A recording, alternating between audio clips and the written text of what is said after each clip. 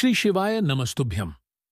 हर हर महादेव। देखिए दोस्तों, जैसा कि हम सभी जानते हैं कि भगवान भोलेनाथ का सबसे पवित्र महीना कुछ ही दिनों में प्रारंभ होने वाला है। और इसी सावन के महीने के शुरू होने से पहले सभी शिव भक्तों को यह एक गुप्त चीज चुपचाप अपने घर लें आनी है, जिससे कि पूरे साल भर आपके ऊपर भगवान भोलेनाथ और माता पार्वती का आशीर्वाद बना रहेगा।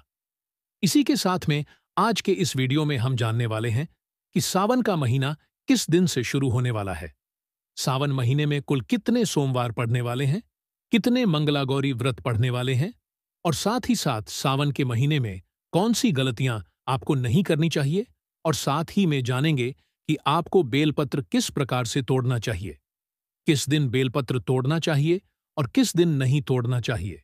तो इसीलिए आपको इस वीडियो में अंत तक बने रहना है। यदि आपने इस वीडियो को बीच बीच से काट काट कर देखा तो कहीं ना कहीं आपसे गलती हो सकती है, जिससे कि आपको सावन महीने का पूर्ण फल प्राप्त नहीं होगा। देखिए, सावन का जो महीना होता है यह केवल और केवल भगवान शिव की भक्ति के लिए होता है, उनको प्रसन्न करने के लिए होता है। ऐसे में यदि आप इस पवित्र महीने में गलतियां करेंगे तो भोलेनाथ आपसे प्रसन्न होने की बजाय नाराज भी हो सकते हैं। तो देखिए, इस बार सावन का पवित्र महीना पूरे 1 महीने तक चलने वाला है, इसीलिए इस वीडियो को आपको बिल्कुल ध्यानपूर्वक समझना है। मात्र यह एक गुप्त चीज आपको अपने घर लेकर के आ जानी है। आपका जो सोया हुआ भाग्य है वह निश्चित रूप से चमक उठेगा। लेकिन उससे पहले यदि आपने भगवान शिव की इस वीडियो को अभी तक लाइक नहीं किया है तो लाइक कर दीजिए, चैनल को सब्सक्राइब जरूर करें और कमेंट बॉक्स में हर हर महादेव जरूर लिखें। देखिए, सावन का महीना हमारे हिंदू धर्म में सबसे पवित्र और सबसे महत्वपूर्ण माना गया है। भगवान शिव को प्रसन्न करने के लिए यह महीना बहुत अधिक चमत्कारिक माना गया है। देखिए, सावन का प्रत्येक दिन शिवजी को समर्पित होता है, लेकिन विशेषकर जो सोमवार का दिन होता है, सावन शिवरात्रि होती है, प्रदोष की तिथि होती है, पूर्णिमा की तिथि होती है, यह बहुत अधिक फलदायी मानी जाती है। तो इस बार सावन का पवित्र महीना 11 जुलाई 2025 शुक्रवार से प्रारंभ हो जाएगा, जो कि 9 अगस्त शनिवार को समाप्त होगा। तो इस बार सावन का पूरा महीना 29 दिन का होने वाला है, और इस बार सावन में कुल 4 सोमवार होने वाले हैं। यानी कि भगवान शिव की प्रसन्न करने के लिए आपको कुल 4 सोमवार मिलने वाले हैं। तो सावन का पहला सोमवार 14 जुलाई को लगेगा, दूसरा सोमवार 21 जुलाई को होगा, तीसरा सोमवार 28 जुलाई को होगा, और सावन का जो सबसे अंतिम सोमवार होगा वह 4 अगस्त को यहां पर होने वाला है। अब दोस्तों, जो लोग मंगलागौरी व्रत रखते हैं उनके लिए जो पहला व्रत है वह 15 जुलाई को होगा, दूसरा मंगलागौरी व्रत 22 जुलाई को रहेगा, तीसरा मंगला गौरी व्रत 29 जुलाई को रहेगा, और चौथा जो मंगला गौरी व्रत होगा वह 5 अगस्त को रहेगा। अब इसी के साथ में सावन की कुछ विशेष तिथियों को भी जान लेते हैं, जिनका सावन के महीने में बहुत महत्व रहेगा। तो सावन मास में कृष्ण पक्ष पंचमी 15 जुलाई रहेंगी, अष्टमी 18 जुलाई को रहेंगी, प्रदोष 22 जुलाई को रहेंगी, मासिक शिवरात्रि 23 जुलाई को रहेंगी, कर अमावस्या जो है यह 24 जुलाई को रहेंगी। अब सावन शुक्ल पक्ष में पंचमी 29 जुलाई को रहेंगी, अष्टमी 1 अगस्त को रहेंगी, प्रदोष 6 अगस्त को रहेंगी, और अंत में सावन पूर्णिमा जो कि है रक्षाबंधन वह 9 अगस्त को रहेगा। तो दोस्तों, इस प्रकार से यह हो गई सावन महीने की संपूर्ण जानकारी। देखिए दोस्तों, चाहे आपने पूरे साल भगवान शिव की पूजा अर्चना की हो या फिर ना की हो, लेकिन यदि आपने मात्र सावन सोमवार पर यदि पूरे मन से भगवान भोलेनाथ की आराधना की तो निश्चित ही भोलेनाथ आपसे प्रसन्न जरूर होंगे। तो देखो दोस्तों, आप सभी अच्छी तरह से जानते ही हैं कि भगवान शिव को जो है बेलपत्र बहुत ही अधिक प्रिय है, तो इसीलिए प्रत्येक दिन की पूजा में हमें बेलपत्र अवश्य अर्पित करना चाहिए। सावन के पूरे महीने बेलपत्र अर्पित करना चाहिए। यदि पूरे महीने बेलपत्र अर्पित न कर सको तो सोमवार पर आपको बेलपत्र अवश्य अर्पित करना चाहिए। अब देखो, यदि आपने गुरुजी की कथा सुनी है तो उसमें गुरुजी ने कई बार बताया है कि आपको बेलपत्र कब तोड़ना चाहिए और कब नहीं तोड़ना चाहिए, और यह भी बताया है कि बेलपत्र जो है वह 6 महीने तक बासी नहीं होता है। तो देखिए, यदि आप अभी भी बेलपत्र तोड़कर लेकर के आ जाते हो, यानी कि सावन से पहले ही बेलपत्र तोड़कर लेकर के आ जाते हैं, तो यह बहुत ही शुभ रहेगा। क्योंकि सावन का पवित्र महीना जैसे ही लगेगा, वैसे ही जो बेलपत्र का वृक्ष है, वहां पर बेलपत्र दिखना ही बंद हो जाते हैं, क्योंकि सभी को भगवान शिव को प्रसन्न करने की जल्दी होती है और सभी को सावन में बेलपत्र चढ़ाना होता है। इसलिए आपको सावन से पहले ही बेलपत्र तोड़ करके लेकर के आ जाना चाहिए।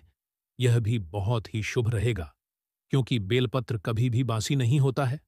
तो आपको जितने भी बेलपत्र तोड़ने हैं, आप उतने बेलपत्र तोड़कर लेकर के आ सकते हैं। चाहे आप 108 बेलपत्र लेकर के आए या जितनी आपकी मर्जी हो, उतने आप बेलपत्र लेकर के आ सकते हैं। तो देखो, बहुत ही महत्वपूर्ण जानकारी है। फिर आप बाद में बोलते हो कि हमें तो बेलपत्र मिल ही नहीं पा रहे हैं, हम तो बहुत अधिक प्रयास कर रहे हैं। इसलिए आपको बेलपत्र सावन से पहले ही तोड़कर रख लेने हैं। अब जिन लोगों को सावन में बेलपत्र तोड़ना ही है, तो वह ध्यान रखना कि जब भी चतुर्थी तिथि, अष्टमी तिथि, नवमी तिथि, सावन की अमावस्या, सावन की पूर्णिमा, सोमवार और शिवरात्रि के दिन बेलपत्र नहीं तोड़ना चाहिए। अब दोस्तों, हम यह भी जान लेते हैं कि सावन शुरू होने से पहले आखिर आपको वह कौन सी गुप्त चीज लेकर के आ जानी है, जिससे कि पूरे साल भर आपके ऊपर महादेव का आशीर्वाद बना रहेगा, उनकी कृपा सदैव आपके ऊपर बनी रहेंगी। यानी कि आपको भगवान भोलेनाथ की इतनी विशेष कृपा प्राप्त होगी कि आपके जीवन में जो भी संकट है, समस्या है, वह सभी धीरे धीरे करके समाप्त होने लगेंगे। तो आखिर वह कौन सी चीज है जिसे आपको सावन शुरू होने से पहले अपने घर अवश्य लेकर के आ जाना चाहिए? तो इस दिव्य चीज का नाम है बेल का फल। यानी कि बेल के वृक्ष पर जो बेलपत्र के पत्ते लगते हैं, उसी के साथ में बेल का फल भी लगता है। तो आपको यह जो बेल का फल है, कहीं से भी लेकर के आ जाना है। आप चाहे तो इसे बेलपत्र के वृक्ष से तोड़कर ला सकते हैं, और आप चाहे तो किसी भी सब्जी वाले के पास से भी बेल के फल को ले सकते हैं। तो आपको यह जो बेल का फल है, इसे अभी ही लेकर के आना है। चाहे आप कहीं से भी लेकर के आए, सावन शुरू होने से पहले आपको इसे लेकर के आ जाना है, ताकि आप इसका उपाय बिल्कुल सावधानी पूर्वक कर सकें। तो देखिए, आपको बहुत ही ध्यानपूर्वक समझना है। आपको सबसे पहले तो एक बेल का फल लेकर के आना है। अब इस बेल के फल को आपको फोड़ देना है। इसके अंदर से जो गुदा निकलेगा, इस गुदे को आपको बाहर निकाल लेना है। अब देखिए, यदि यह जो बेल फल का गुदा है, यह मान लीजिए अगर गिला है, तो इसे सबसे पहले तो आपको धूप में सूखना है। अच्छे से इसे सूखा लेना है। उसके बाद आपको आगे की प्रक्रिया करनी है। यदि बेल का फल पहले से ही सूखा हुआ है, तो आप इसके गुर्दे को निकाल करके इसे कपूर के साथ जला सकते हैं। लेकिन यदि यह सूखा हुआ नहीं है, तो सबसे पहले इसे सुखाना है, फिर कपूर के साथ जलाना है। तो देखिए, आपको क्या करना है कि जो यह बेलफल का गुदा है, इसके ऊपर आपको अच्छे से कपूर डालना है और इसमें आपको आग लगा करके इसे जलाना है। जैसे ही यह गुदा काला पड़ जाएगा, यानी कि जलने के बाद यह काला पड़ जाएगा, यानी कि अच्छे से कपूर के साथ इसे जलाने के बाद यह जो बेल का गुदा है, यह अच्छे से काला पड़ जाएगा। तो अब आपको क्या करना है कि इसे अच्छे से बारीक कर लेना है। इसके बाद आपको एक सफेद कपड़ा लेना है और उस सफेद कपड़े में आपको जो अपने यह बेल का गुदा जलाया हुआ था, इसे आपको अच्छे से छान लेना है।